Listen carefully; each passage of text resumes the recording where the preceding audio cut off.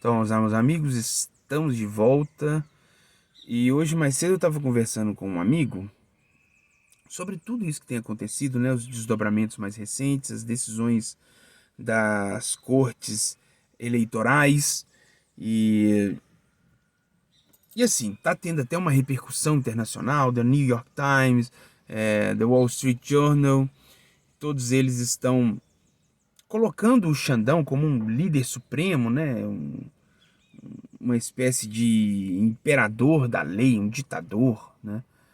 Que ele está, digamos assim, suprimindo alguns elementos que tornam a democracia um sistema de freio e contrapeso, mas que ele ignorou isso tudo e está agindo como se fosse um grande ditador, né?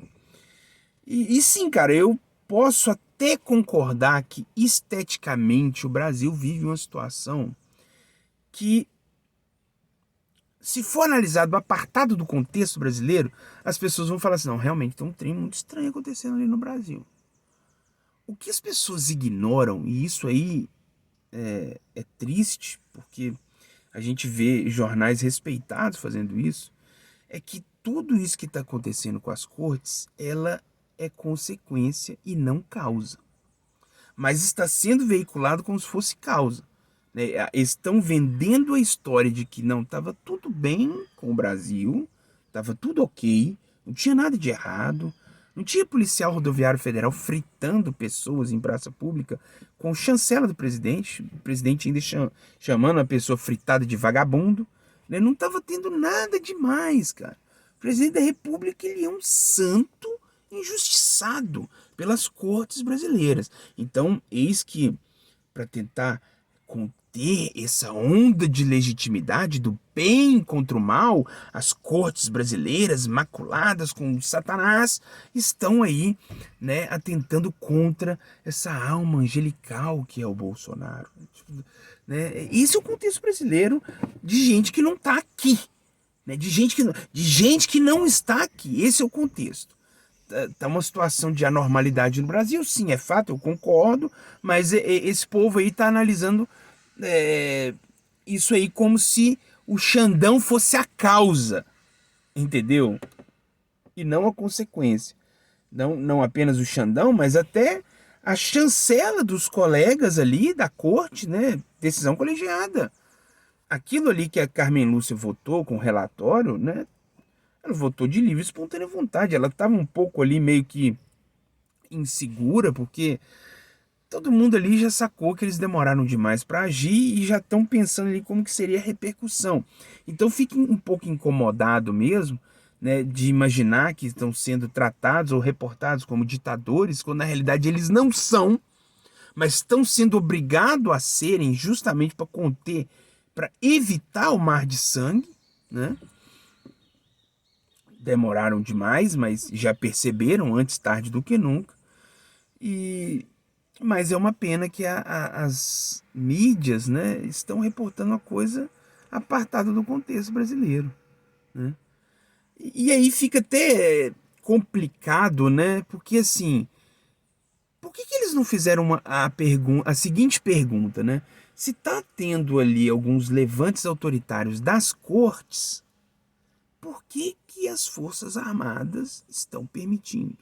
Nesse caso, se a coisa fosse, né, se a narrativa ela fosse de fato casa direitinho com a repercussão das mídias, inclusive as mídias internacionais, aí nesse caso o SOS Forças Armadas faria sentido, não? A gente está vendo a corte atropelando a democracia, né, atropelando a democracia. E os generais, eles estão todos permitindo. Se vocês aí estão seguros de que o Brasil está virando uma ditadura, por que que não está tendo uma resposta vinda das cortes? É isso. Isso você não vê.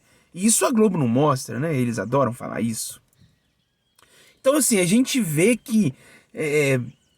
Eu não sei, eu não tem como chamar New York Times de mídia bolsonarista. Não tem como colocar New York Times na mesma altura de Jovem Pan. Mas há uma certa preguiça por parte do jornalista lá, o articulista político deles, em perceberem que o Brasil não está diante de uma normalidade democrática também por parte do governo instituído há muito tempo. O governo que se instalou aqui no Brasil, ele foi desde o início um gerador de crise dentro da crise, como numa fractal. Isso é o governo brasileiro. O Bolsonaro, gente, ele rejeitava questões ligadas ao decoro, questões ligadas à liturgia. Vê lá se isso sabe? A gente tem que aceitar isso de bom grado, achar que não é isso mesmo e acabou, né? A gente tem que ter não, eu votei nesse presidente para isso mesmo. Se fosse para ele ser um cara com trânsito, querer atuar na política com lisura, eu teria votado no Haddad. A gente quer o cara escrachadão mesmo. Ocorre que presidência da República não é lugar pra gente escrachadão. E gente escrachadão na presidência da República resulta nisso, né? E o próprio presidente da República, ele resolveu negar a política no meio de uma pandemia, negar, protocolos basilares vindos da OMS. Todas as nações respeitaram, todos os chefes de Estado respeitaram ali os protocolos da OMS, sabe? E aqui o nosso não, o nosso foi totalmente ao contrário, sabe? Na maior pandemia do século, né? Se eu não me engano, a última que gerou um dano assim na humanidade foi a gripe espanhola. E a Covid, né, de acordo com os dados aí, parece que ela até superou a gripe espanhola em termos de óbitos. E esse presidente fez tudo aquilo de mais abominável durante esse período. Aí eu te pergunto, isso que o Xandão está fazendo, tudo isso que as cortes brasileiras estão fazendo agora, tardiamente, os colocam como um ditador? Não, bicho, eles estão prevendo uma oclocracia. Gente, pesquisem. Pesquisem o significado de oclocracia. Vocês vão entender o que é o bolsonarismo. O bolsonarismo nunca foi democrático. Democracia é totalmente diferente de oclocracia. A oclocracia é o que na ciência social as pessoas costumam chamar de tirania de maioria. Não é democracia. Mas é algo que parece que tem um apelo. Tem um apelo popular, então dá uma impressão que isso é democrático. Que as investidas do Bolsonaro são democráticas. Mas a gente sabe que as investidas do Bolsonaro são tirânicas. E como combater a tirania se você não for um pouco tirânico? Como combater um sujeito tão indigesto como o Bolsonaro sem ser um pouco tirânico? É impossível. Entendeu? É completamente impossível. Gente, eu tô olhando aqui essa movimentação porque apareceu 2 carros aqui silcados com o Bolsonaro. Eu venho gravar aqui, né? E eu fui uma pessoa que recebia ameaça dessa gente. Você vê uns carros silcados de Bolsonaro passando, indo ali em cima, manobrando e voltando. Eu já tô começando a ficar um pouco preocupado com isso. Por isso que de vez em quando eu gravo em outros lugares, né? Mas aqui, essa rua, ela não tem saída. Ali não tem nada ali para trás. Tem um órgão do município. Então, se você vê carro silcado ali com o órgão do município, beleza, ok.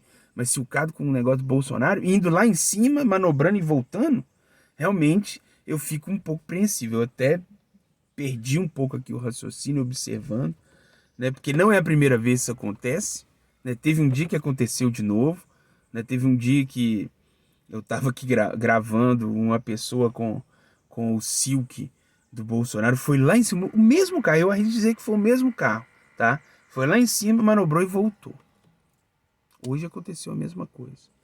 Então já tô até deixando registrado aqui se acontecer algo comigo, né? Sem querer fazer cosplay de Zuzu Angel, mas é mais ou menos por aí, tá? Então, voltando ao raciocínio aqui,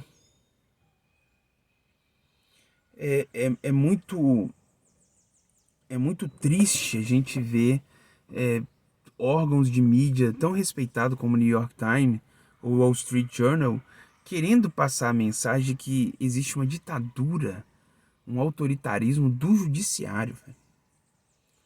e toda a tirania, todo o autoritarismo, toda forma abjeta, nojenta, tacanha do Bolsonaro se relacionar com as instituições, com a mídia, né? A gente vê isso e não considerar isso tirânico também, não considerar isso algo que está esgarçando a democracia, também sabe, sufocando ela, né? Aí vem as cortes e tá vendo que ela está sendo, né, dizimada pelo Bolsonaro. Não, vamos fazer alguma coisa, que senão isso vai acabar. Isso vai virar uma tirania de maioria e fudeu. O Brasil vai ficar muito mal diplomaticamente e o Brasil vai entrar na rota da decadência total. Um país de proporção continental sendo vítima de escroque que geralmente a gente vê em republiqueta. O Brasil vai virar republiqueta? Um país desse tamanho? Um presidente conseguindo fazer uns negócios desse? Isso é triste, cara. Isso é triste. Agora, não reconhecer isso, achando que o que tá acontecendo, o Xandão é causa e não consequência, isso é triste. Então,